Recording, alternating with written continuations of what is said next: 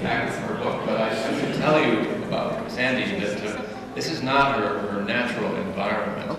She much prefers reading in bars with a lot of noise, especially when her daughter is playing the drums.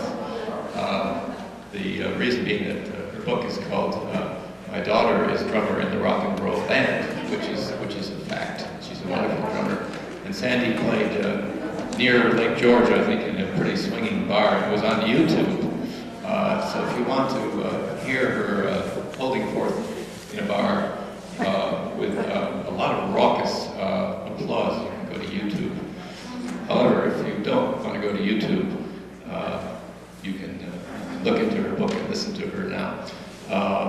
Honor Moore, that you may, whom you may know, has said this about her book: "There's a rock and roll, rip-roaring buoyancy to these poems. Oh, with what panache and grace Alexandrina Sergio transforms and celebrates her every day." And Doug Anderson, whom you may also know from these parts, wonderful poet, has said, "Sandy Sergio's poems are vigorous and celebratory in the tradition of E.E. Cummings. From God on the radio to blessed bikers, Eros is twinned with monsters under the bed, and ribald humor with the ashes of dead lovers. These poems are bright in a dark time." And we live in dark times, so Sandy Sergio is here to brighten us. Sandy Sergio.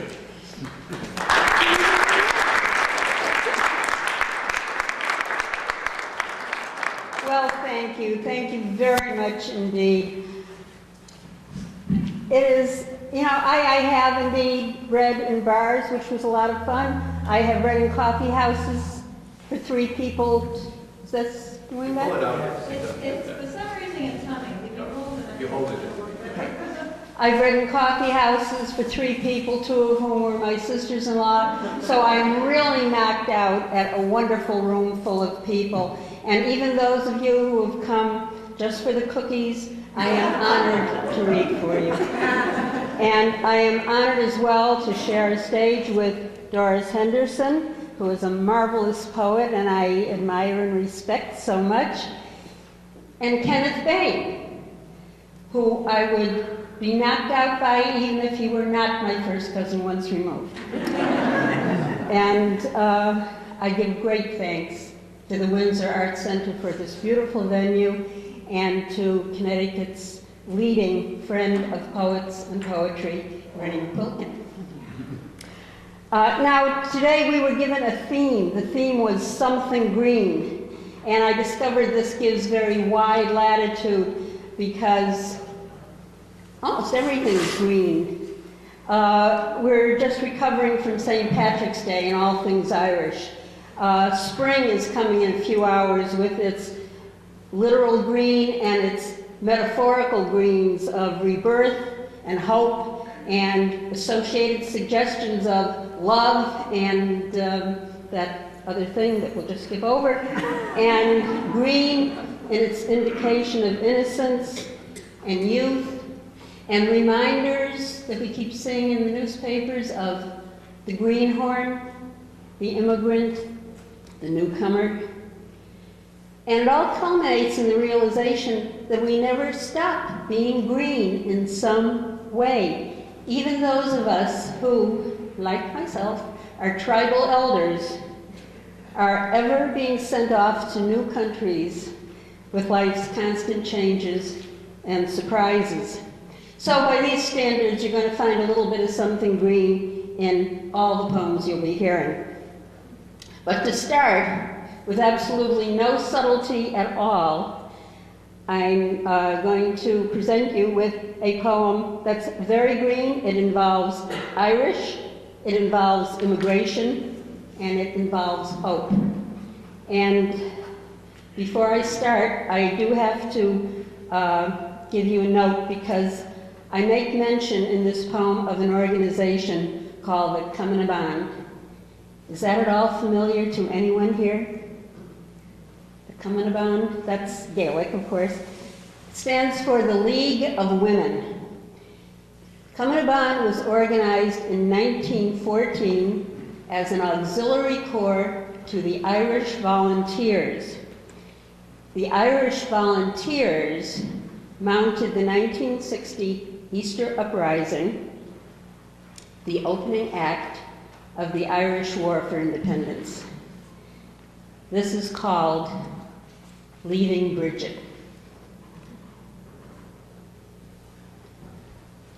I was such a small girl, barely able to see over the tabletop in that jostling place where a man took their hands, first my mother's, then my father's, pressed each finger to the ink pad, then onto a paper form. Fingerprints were required for citizenship, promises to forswear all that had been home, oaths of allegiance to the new country. Why did you come all the way to America, Daddy? Because this is a better place. Everyone we knew then came from somewhere else. The Irish girls mostly hired on as domestics and were lumped together as the Bridgets. Others, and each one was an other, were called wops, Polacks, frogs, kikes, mix, intelligent, dignified, light-skinned. No one dared insult my stern, handsome daddy and my mother. 5 feet tall, not to be trifled with, attitude burnished early on by membership in the Comin of On, mother was never a Mick. But just to be sure, she ironed flat her brogue and, armed with barely creased papers, went to court and changed her name to Patricia. Mommy, why does Uncle Owen call you Bridie? Oh, that's just a little girl name. My name is Patricia.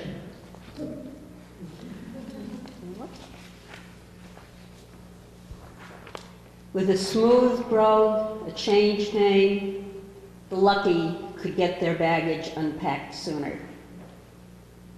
I think it's done differently now. My daughter, she is an other, slaps the label on herself. I'm here, I'm queer. I'm cringing. Mom, if I take their weapon and make it mine, they can't use it against me. If only the Bridgets could have dared that. If only my mother hadn't to trade her lovely name for down payment on a better place.